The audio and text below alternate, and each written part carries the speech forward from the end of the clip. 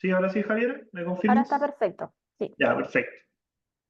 Bueno, como le decía a Javiera, mi nombre es Francisco Lizama, soy coordinador de la División de Investigación de la Universidad del Paraíso, que pertenece a la Vicerrectoría de Investigación, y hoy vamos a presentar parte de estas charlas de especialistas de la UB, conforme al concurso escolar de Innovación, Ciencia y Tecnología 2024. La charla que tenemos hoy en día tiene que ver con la experiencia de la Universidad del Paraíso en lo que es proyectos de I+D más I+E, casos de éxito, tips para correcta ejecución de proyectos y proyección a través de los fondos concursables. ¿Ya? No voy a verlo en ese mismo orden que sale en el título, de ahí van a entender por qué y cómo voy a ir contextualizando un poco la charla. ¿Ya? Un poco los contenidos que va a abordar la charla tienen que ver con una pequeña introducción para entender lo que es I+D más I+E, para los que no lo tengan muy claro. Vamos a hablar sobre planificación y ejecución de proyectos, sobre financiamiento y concursos, y por último, un poquito de la experiencia de la universidad respecto a lo que es este tipo de proyectos. ¿Ya? Lo primero es, como les decía yo, entender a qué nos referimos cuando hablamos de I más D más I más E. Lo primero es un poco ir viendo el cómo se va construyendo este concepto a través de las definiciones de las mismas palabras que lo componen. ¿Ya? Por un lado, tenemos el concepto de investigación, que si bien tiene dos significados, uno lo podemos traer desde lo que son las ciencias naturales, la ingeniería, las ciencias médicas, que tiene que ver con que la investigación básicamente son actividades sistémicas diseñadas para descubrir la naturaleza y los fenómenos que ella contiene y cómo se relacionan entre ellos, ¿ya? Y posteriormente el cómo los voy a aplicar yo para poder ir generando al mismo tiempo nuevos conocimientos.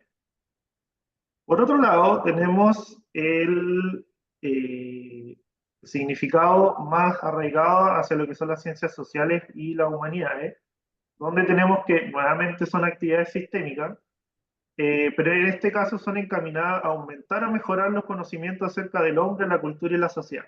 ¿Ya? ¿Para qué? Para buscar soluciones a problemas sociales y del hombre o del humano.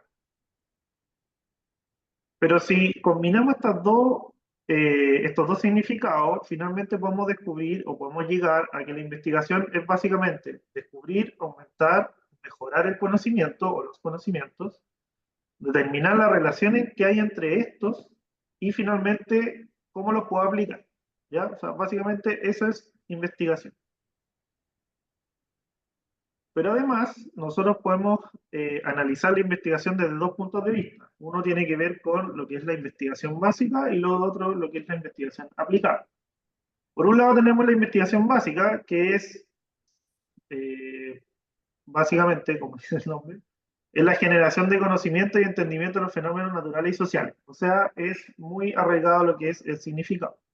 No tiene fines prácticos inmediatos, dado que solo estamos generando conocimiento, y no busca aplicar los conocimientos para el desarrollo de nuevas soluciones, ¿ya?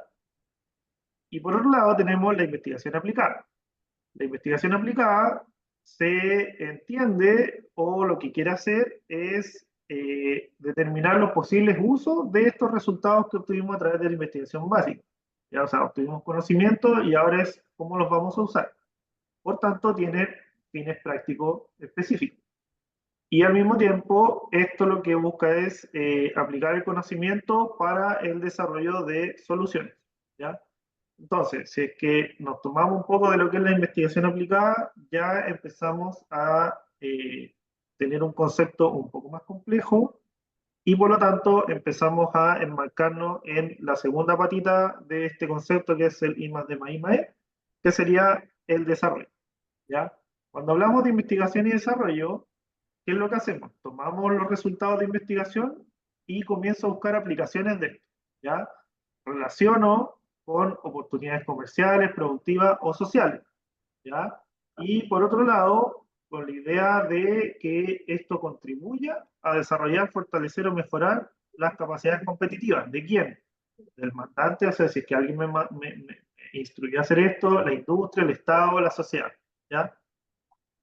Entonces, básicamente, cuando tomo la investigación y ya empiezo a complejizar un poco y empiezo a tratar de utilizar estos datos, estos resultados que yo voy obteniendo, empiezo a generar lo que es la investigación y desarrollo, ¿ya? O sea, tengo resultados, quiero aplicarlos, quiero buscar soluciones con estos resultados o la combinación de.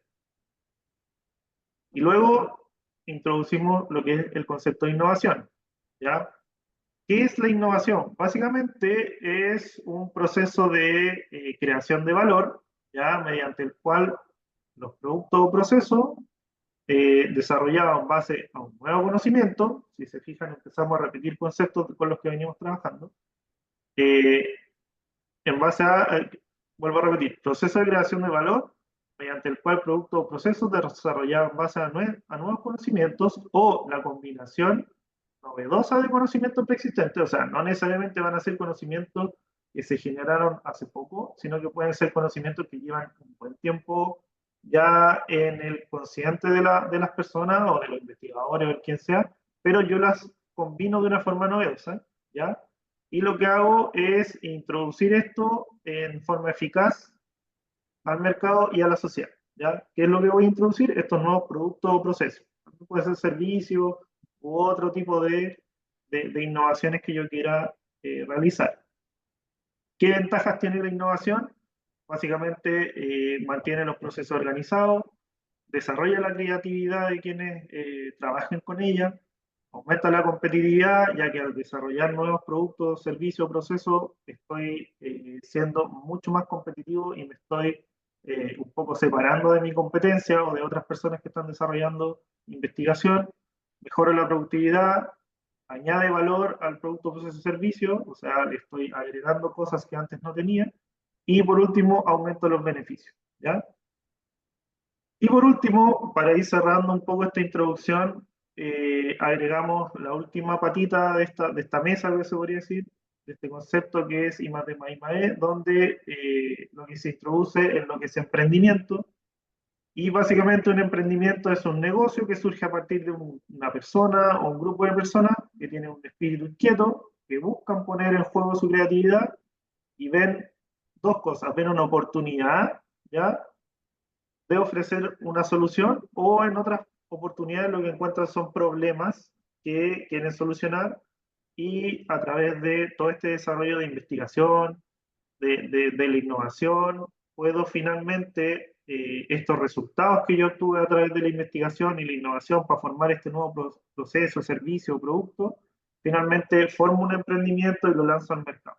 ¿Ya? O sea, básicamente este concepto grande del I más D más I más E tiene que ver con, desde que yo tengo la gestación de esta idea, paso por un desarrollo de investigación, de ir desarrollando mi investigación, mi idea, comienzo a innovar a través de estos nuevos resultados que yo voy obteniendo, cómo los puedo ir utilizando, cómo puedo irlos combinando, y finalmente obtengo esto, como les decía yo, un producto, un proceso, un servicio, que finalmente lo transformo en una empresa y lo lanzo al mercado. ¿Ya? Esa es como la primera introducción para entender dónde estamos parados y de lo que vamos a hablar de aquí en adelante. Entonces, un poco lo que tiene que ver con la planificación de proyectos, eh, lo primero que tenemos que saber es que esto tiene un principio, tenemos que saber dónde estamos parados y cómo llegamos a este como proyecto que queremos desarrollar. Por lo general, uno comienza hablando de ideas, de bocetos que de repente hice yo en cuaderno, prototipos, si tengo un poco más avanzado la idea, tengo un prototipo, pero finalmente todavía no tengo un proyecto, sino que simplemente tengo conceptos, ¿ya? Entonces lo que yo tengo que hacer es hacer una conceptualización visual de mi idea. Porque, ¿qué pasa? De repente en la cabeza de cada uno, uno tiene muchas ideas, muchos conceptos, que quiere ir para acá, que quiere ir para allá, pero finalmente está todo un poco desordenado, ¿ya? Entonces, mientras todas esas ideas, esos conceptos no se encasillen y se les dé un camino, no vamos a tener todavía un proyecto, simplemente van a ser ideas. Entonces lo que nosotros tenemos que comenzar a hacer es ordenar estas ideas para poder ir transformando todo este enjambre que tal vez yo tengo en la cabeza en algo mucho más definido que puede ser obviamente un proyecto. Entonces, dentro de todo lo que yo tengo en la cabeza, voy a tener objetivos, voy a tener una metodología que voy a tener que seguir, voy a actividades, tal vez voy a tener un equipo de trabajo, tal vez voy a tener que trabajar solo, van a haber plazos que se van a tener que cumplir, voy a tener un presupuesto y obviamente va a haber dinero involucrado. Entonces, finalmente, todas estas como ideas, conceptos que yo tengo, empiezo a bajarlo, empiezo a darles nombre, ¿cierto? Porque yo les pongo en esta diapositiva. Y finalmente, una vez que tengo más o menos estructurado esto, podría decirse que tengo un proyecto, ¿ya? Pero ahí viene la pregunta que se hace mucha gente. ¿Debo iniciar el proyecto? ¿Sí o no? Y ahí es cuando algunos se atreven y otros no se atreven a tirarse a la piscina. Entonces, cuando yo hablo de el desarrollo de un proyecto, siempre vamos a hablar de que tiene al menos 4 etapas, ¿ya? La planificación, la ejecución, el seguimiento y control y finalmente una evaluación final, ¿ya? Pero en estos momentos nos vamos a centrar más que nada en lo que es la planificación, ¿ya? Cuando yo hablo de planificación de proyecto, lo primero que tengo que hacer es diseñar este proyecto, ¿ya? Si bien anteriormente hablé de que hay que bajar las ideas, los conceptos, y empezar a darle nombre y todo, hay ciertas formas de ordenar este proceso, que es un poco lo que yo les voy a hablar ahora. Entonces, el diseño de proyecto, básicamente lo puedo dividir en 3 partes, ¿ya? Lo primero es conocer el estado actual o la línea base, definir objetivos y finalmente elaborar un plan paso a paso con actividades, gente responsable, plazos y recursos necesarios, ¿ya? Entonces, la primera etapa es la de la línea base, donde básicamente yo describo dónde estoy al principio del proyecto, ¿ya? Son un conjunto de variables o datos que nos definen una situación inicial o actual de un proyecto. ¿Por qué hablo de variables y datos? Porque como dijo un señor que ya se llama Peter Drucker, un economista y experto en todo el tema de proyectos, dijo que lo que no se puede medir no se puede mejorar. Y esta frase harto porque finalmente si yo cuando evalúo mi etapa inicial, mi línea base, no tengo cómo medirlo, no voy a saber finalmente si los resultados que yo quiero llegar se cumplieron o no. ¿Ya? ¿Por qué? Porque hay que medirlos de alguna forma, ya sea con números o por concepto, de alguna forma tengo que yo poder medirlo para saber si es que estos resultados se llevan a cabo o no. Entonces, lo primero, como yo les decía, es tener esta línea base, saber dónde estoy parado y dónde voy a empezar. Lo segundo es definir los objetivos, ¿ya?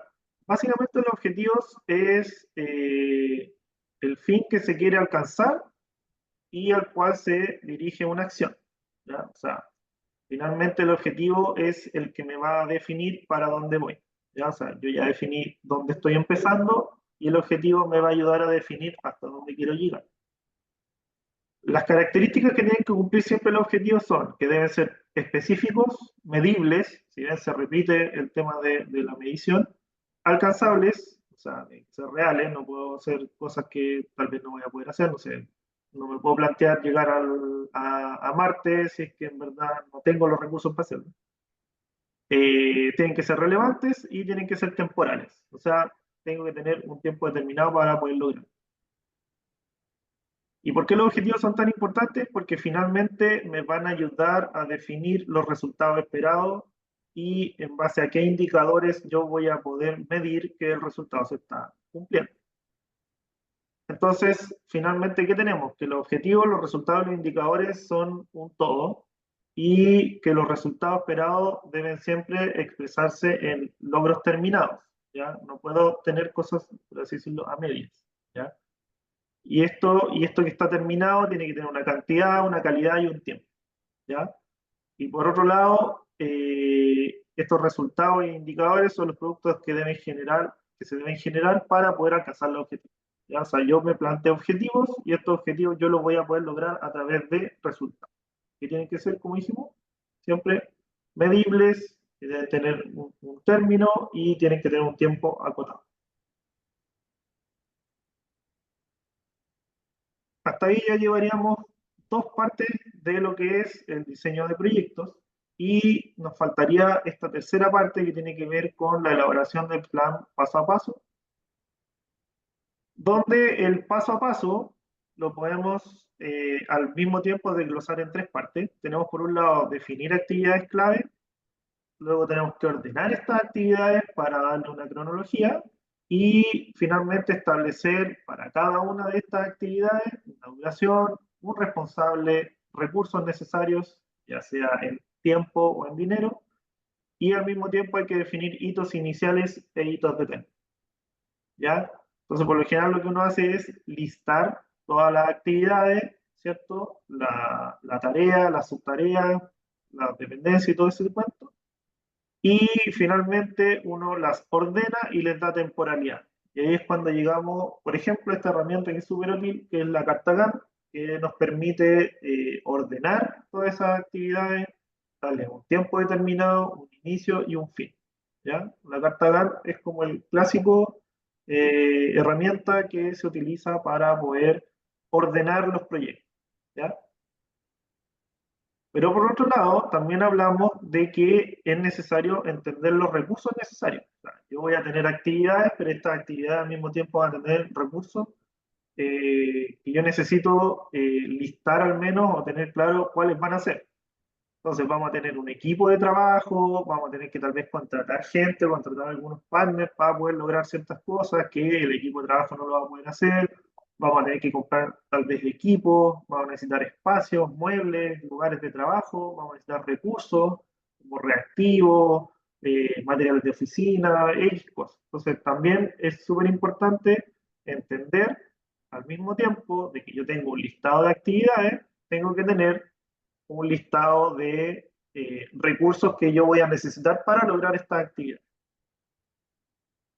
Entonces ya tenemos los recursos y el tiempo y las actividades, pero que nos está faltando el presupuesto.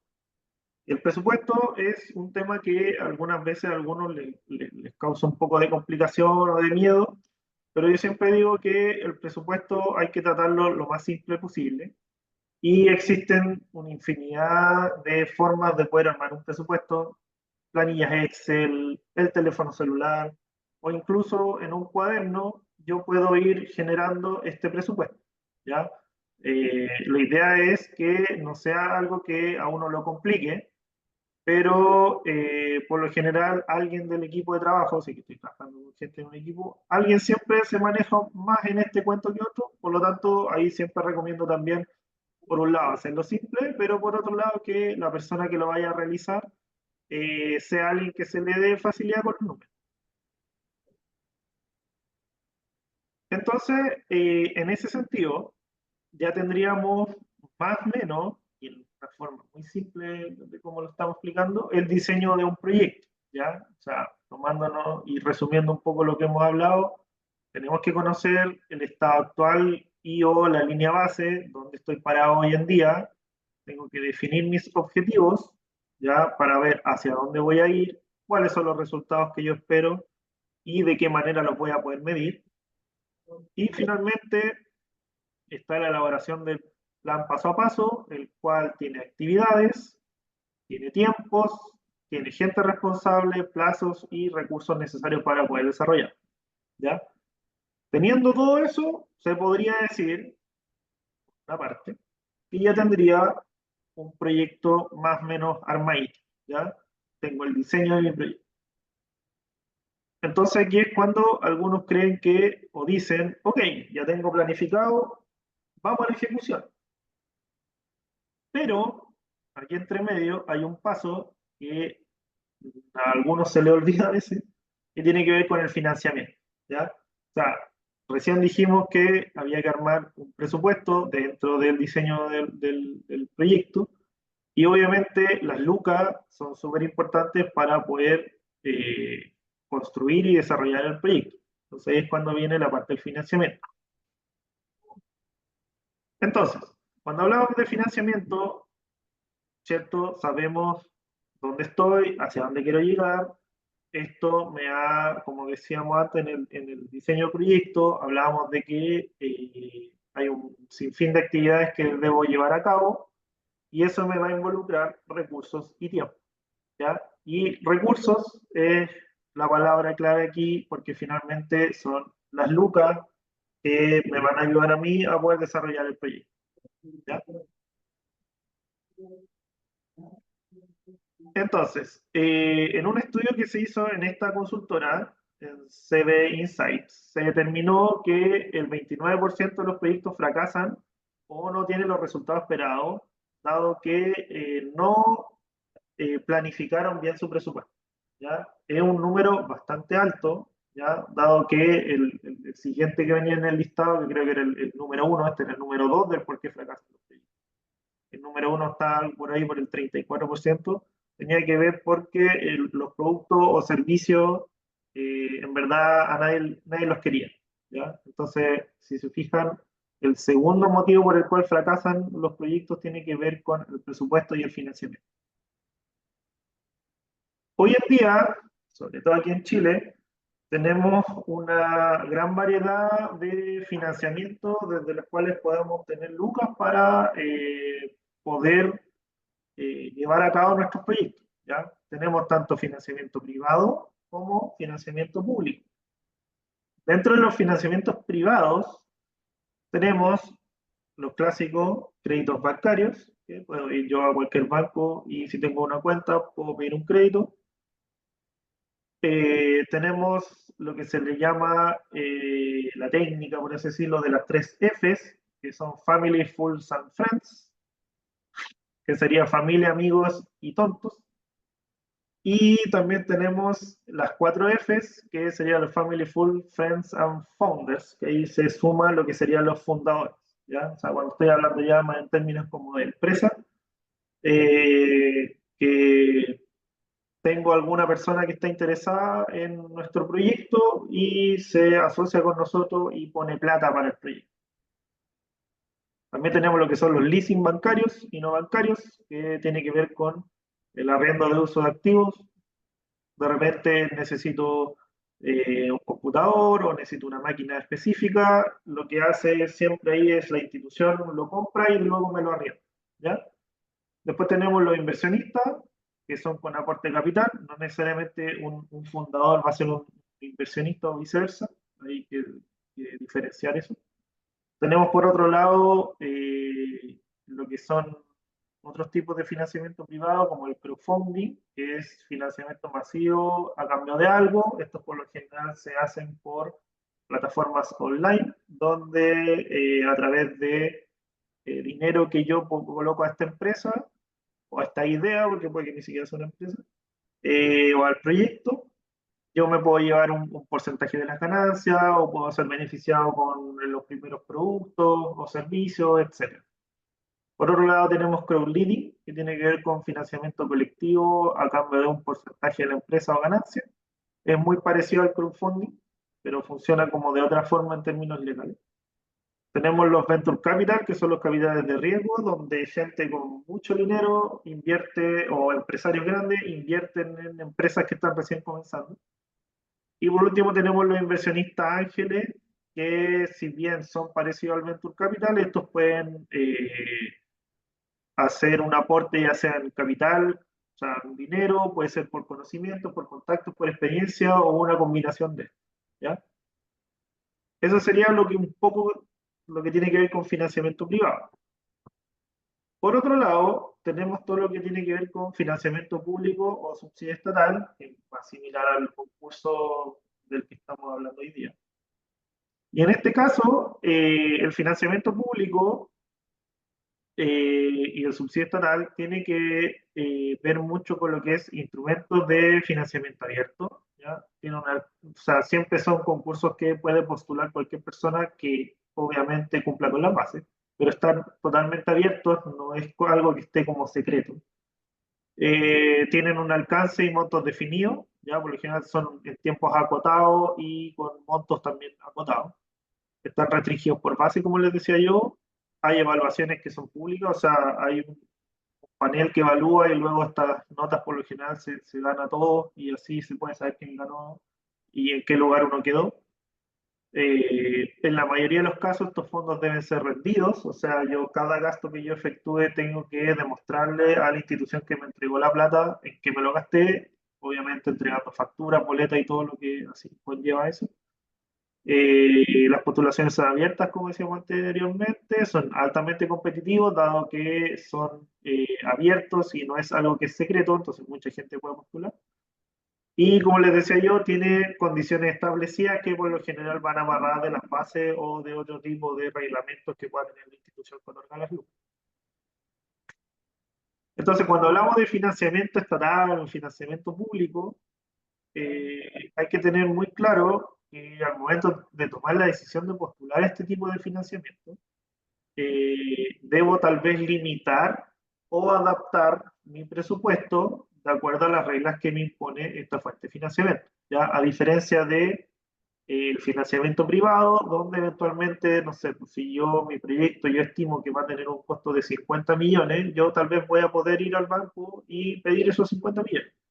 Pero en un fondo estatal, tal vez el tope son 30 millones y por lo tanto mi proyecto yo lo voy a tener que tal vez adaptar un poco a las reglas que tiene este fondo. Entonces, algunos tips que siempre doy yo para cuando uno postula a fondos estatales, tengo que ver siempre las bases, leerlas con calma y entenderlas. Si es que de repente tengo dudas, siempre es bueno asistir a los talleres de postulación.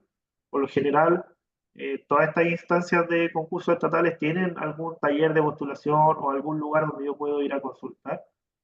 Y por eso también digo lo de solicitar apoyo en las instancias de capacitación, ¿ya? Tanto internas como externas. ¿A qué me refiero con eso? De repente aquí mismo en la universidad nosotros damos asesorías para ciertos proyectos, las mismas instituciones que lo otorgan, hay otras instituciones que ayudan a postular a proyectos con financiamientos estatales, entonces hay instancias para poder entender o solucionar dudas. Y por último, siempre es bueno revisar y ver si es que hay un material adicional, ya por lo general las fuentes de financiamiento, cuando hacen un taller, después lo suben a YouTube, o alguna de sus redes sociales suben algunos tips, suben las PPT, no sé. Entonces siempre es bueno estar ahí mirando si es que hay un material adicional, las preguntas frecuentes también que se dan, material adicional para poder solucionar o dilucidar alguna duda o preguntas que alguien pueda. Un poco entrando a lo que es financiamiento estatal, yo les voy a presentar ahora algunos ejemplos ya de financiamientos estatales que existen hoy en día en el país. ¿Ya? Por ejemplo, el FOSIS, que es el Fondo de Solidaridad e Inversión Social, es un poco un fondo pensado en emprendimientos más chiquititos. Ya el FOSIS se creó básicamente para entregar oportunidades a personas, familias para superar la pobreza, pero aquí también hay un par de fondos que pueden servir para emprendimientos que están recién comenzando. ¿Ya? Son fondos de entre 500.000 y 2 millones y de repente sirven, por ejemplo, para emprendimientos que tienen que ver con el área más, no sé, productos artesanales y cosas de ese estilo. Por otro lado, tenemos Cercotec, ya que es el Servicio de Cooperación Técnica de Chile. Este apoya ya a micro, pequeñas empresas y emprendedores para que desarrollen sus ideas o sus proyectos o sus empresas y que los hagan crecer. ¿Ya? Aquí tenemos diferentes líneas de financiamiento. ¿Ya? Por un lado tenemos todo lo que tiene que ver con ideas o emprendimientos que están en una fase inicial, donde tenemos más conocido el Capital Semilla Emprende, que es para personas que recién están empezando con un negocio. Tenemos por otro lado el Capital Abeja, que tiene que ver con emprendimientos liderados por mujeres. Y por otro lado también tenemos otras fuentes de financiamiento que son las que están en la parte central, que son para fortalecer y crecer, o sea, con personas que no están recién empezando, sino que ya tienen un negocio un poco más establecido, que tienen una cierta cantidad de años o que ya está realizando ventas sobre cierto monto, se pueden establecer en lo que es esta línea de financiamiento Fortalecer y Crecer. Y por otro lado, Cercotec también tiene temas de asociatividad, con temas como barrios comerciales, fondos juntos, fortalecimiento gremial y cosas de ese tipo. ¿Ya? De repente hay proyectos que partieron con una base muy fuerte de investigación y de innovación, y de repente, por ejemplo, para formar la empresa en una primera instancia, este tipo de fondos son súper buenos, tanto el capital semilla como el capital abeja. Luego tenemos Corfo. Aquí en Corfo ya nos estamos metiendo en un terreno un poco más de I más D, mucho más fuerte. Aquí tenemos organismos de ámbito multisectorial encargados de fomentar la producción nacional y promotor el crecimiento económico de la región. Aquí tenemos muchas líneas de financiamiento. Ya Corfo se destaca por eh, realizar financiamiento de proyectos con una envergadura un poco mayor. Acá tenemos toda su línea de emprendimiento, tenemos con proyectos de innovación, donde está la investigación y desarrollo está mucho más marcada. Tenemos Startup Chile, que es una incubadora de negocio, una aceleradora de negocio estatal, una de las más grandes a nivel mundial. Está súper bien catalogada, de hecho muchos extranjeros vienen y participan en Startup Chile. También tenemos harto en industrias creativas en Corfo, uno que otro por ahí, películas se han financiado con fondos de Corfo. Pero yo me quiero detener un poco en lo que es emprendimiento, donde hoy en día Corfo está financiando mucho lo que es el apoyo a emprendimientos con negocios novedosos, ¿ya? Y que generan una mejora en el ecosistema nacional, ¿ya? Estos fondos por lo general llevan cofinanciamiento. ¿A qué me refiero con eso? Que si bien ellos te entregan dinero, hay un porcentaje del presupuesto del proyecto que lo tendría que poner la empresa o la persona que está postulando. ¿Ya? Aquí tenemos aproximadamente 15 programas asociados a emprendimiento, donde tenemos fondos desde los 10 millones hasta los 160 millones. Y por otro lado, Corfo se destaca también, como les decía yo, con lo que son proyectos más al área de innovación, innovación tecnológica sobre todo, y la llegada de estos productos, procesos, servicios tecnológicos al mercado. También aquí se trabaja mucho con lo que es el cofinanciamiento que les decía yo, que parte del presupuesto tiene que ponerlo la empresa o las personas que están postulando. Aquí lo que se busca es eh, básicamente, si la tecnología o el producto o el servicio que tenemos ya está en una escala mucho más desarrollada, básicamente aquí lo que buscan es fortalecer y hacer crecer esta empresa, ¿ya? Y ojalá llegar a internacionalizar, ¿no? O sea, no solo que el producto, proceso, servicio se desarrolle y se venda dentro de Chile, sino que también pueda llegar a otros países de Sudamérica o incluso a otros continentes, ¿ya? Aquí tenemos aproximadamente 6 programas, si es que no me equivoco, este año igual aumentó un poco más, pero lo que se destaca es que los fondos son de entre 20 millones y 100 millones. Por otro lado tenemos a la ANID, finalmente, este es el último del que voy a hablar. ANID es la Agencia Nacional de Investigación y Desarrollo, que en un principio estaba asociada al Ministerio de Educación, hoy en día está asociada al Ministerio de Ciencia, Tecnología, Conocimiento e Innovación, o al Ministerio de CTCI. Eh, la agencia, la gracia que tiene es que está muy ligada a todo lo que es investigación en todas sus áreas. Estamos hablando de investigación básica, como yo les hablaba en un principio. Tenemos investigación aplicada, I+D, I+D+I. Entonces, aquí la agencia es como la que hoy en día promueve y financia todo lo que son proyectos de investigación y desarrollo e innovación en Chile.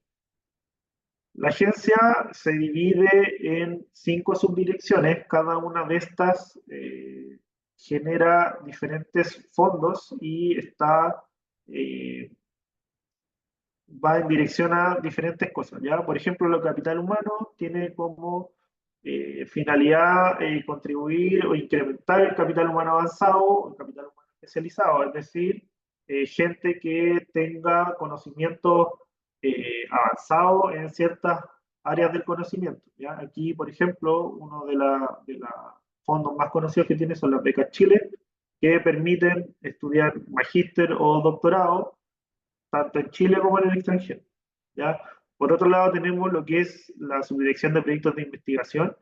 Esta es una área que lo que hace es fomentar y fortalecer la investigación en diferentes áreas del conocimiento, pero es investigación básica o ciencias básicas, ¿ya? O sea, es generar conocimiento, ya no necesariamente buscar la aplicación de esto, sino que buscar y generar mucho más conocimiento a través de papers, resultados más pequeños, cosas de ese tipo. El fondo más conocido que tienen es el PONDESI. Luego tenemos todo lo que es centros de investigación asociativa. Aquí tenemos un par de fondos que están más ligados a la colaboración en la investigación. Esto está un poco más ligado a lo que son ya universidades o centros de investigación como tal. ¿Ya? Luego tenemos la penúltima subdirección, que es la de red, estrategia y conocimiento. Aquí también tiene mucho que ver con diseñar e implementar mecanismos de estrategia que permitan dinamizar lo que es la industria, la ciencia, o sea, básicamente es juntar sectores que no siempre están trabajando en conjunto, ¿ya? La industria, la ciencia, la academia, el sector público. Entonces, a través de ciertos fondos que tiene esta subdirección, se pueden ir generando estas redes. Y por último, tenemos una de las subdirecciones más grandes que tiene ANID hoy en día, que es la de investigación aplicada e innovación, que lo que busca es impulsar el crecimiento, difusión y transferencia de conocimiento y capacidades científicas tecnológicas. Aquí entramos más de lleno a lo que es investigación aplicada, investigación e innovación, investigación y desarrollo. Ya tiene varios fondos, dentro de los que se pueden destacar los FONDEF, que abarcan varias áreas del conocimiento. Los FONIS, que tienen mucha que ver con lo que es salud, innovación de salud. Tenemos el fondo VIEW, que es un fondo que es muy importante porque está pensado en alumnos de universidades que están terminando y que pueden tomar su tesis para poder desarrollar I+D o incluso pueden tener y finalizando el proyecto, desarrollar una empresa, tener un emprendimiento y poder comenzar a desarrollar su vida profesional a partir de su tesis de pregrado. Por último, algunas que por temas de tiempo no las voy a nombrar, pero tenemos Startup Chile, que es lo que les comentaba yo, que es lo que toma son startups o empresas con base científica tecnológica que quieran ir en el mercado y a través de esta institución se pueden acelerar, por la forma que ellos dicen, para poder llegar mucho más rápido al mercado. Tenemos los fondos de la cultura, que tienen que ver más con lo que es artes, patrimonio y todo lo que tiene que ver con cultura. Esto es del Ministerio de las Culturas y de las Artes. Aquí entra todo lo que tiene que ver más con proyectos relacionados con danza, con teatro, cine y toda la parte cultural. ¿Ya? Y por último tenemos Fondos Go, que es una plataforma que hoy en día está utilizando mucho el gobierno para poder concentrar la mayoría de los fondos que no están asociados a las instituciones que les nombré anteriormente. ¿Ya? Por último, para ir terminando un poco, en cuanto a la experiencia de la universidad, hoy en día la universidad tiene una conformación donde tenemos 11 facultades, 46 programas de pregrado y 50 programas de posgrado, entre los que hay doctorado y magíster. Y un poco les voy a explicar por qué les estoy nombrando un poco estos números. Por otro lado, tenemos hoy en día 23 centros de investigación, innovación y creación artística dentro de la universidad, ya en diferentes áreas del conocimiento. Tenemos centros de astrofísica, tenemos centros de temas atmosféricos y climáticos, hay centros de odontología, investigan áreas como farmacéuticos, neurociencias, tenemos neurobiología, hay un centro de investigación artística y así podría seguir nombrando todos los centros, pero para que entiendan un poco de que hoy en día en la universidad se están desarrollando investigación e innovación en diferentes áreas del conocimiento, ¿ya? Y un poco eso lo que les nombraba sobre las facultades y los centros de investigación se traduce en que, por ejemplo, hoy en día la Universidad del Paraíso tenga en ejecución 215 proyectos, 167 proyectos liderados por la universidad, 48 proyectos de forma asociativa, o sea, donde la universidad está presente con investigadores, académicos o alumnos, y es un número importante para nosotros porque eso al mismo tiempo se traduce en cómo estamos impactando hoy en día a la sociedad. Hoy en día la universidad tiene proyectos donde estamos impactando en áreas como inteligencia artificial, ciencia de datos, medicina y salud, industria de los alimentos, farmacología, educación, adultos mayores, industria circular, reciclaje, software y plataformas web, sensores y tecnología y bioremediación son algunos de los sectores donde hoy en día la universidad está impactando, tanto en mercado como sociedad, a nivel privado y a nivel estatal. Y esto se da básicamente gracias a la diversidad de I+D que tenemos hoy en día en la universidad. Eso sería, muchas gracias. No sé si hay dudas, consultas, comentarios. Muchas gracias, Francisco. Bueno, repito, no sé si tendrá alguien alguna duda, alguna consulta.